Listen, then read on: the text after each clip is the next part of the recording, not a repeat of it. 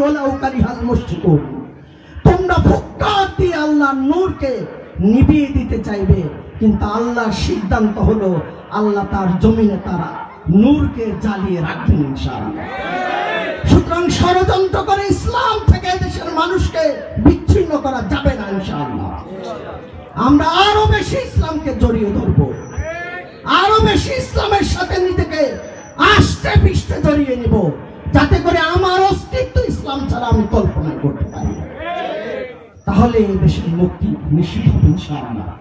সেরকম একটা সোনার বাংলাদেশ, স্বাধীন সার্বভৌম বাংলাদেশ গড়ার সারথি হওয়ার জন্য, সঙ্গী হওয়ার জন্য ঐক্যবদ্ধভাবে আমরা সবাই মিলে সেরকম একটা বাংলাদেশ গড়ব।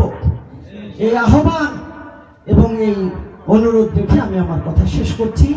ওমা তাওফিক ইল্লা বিল্লাহ। আসসালামু আলাইকুম ওয়া রাহমাতুল্লাহ।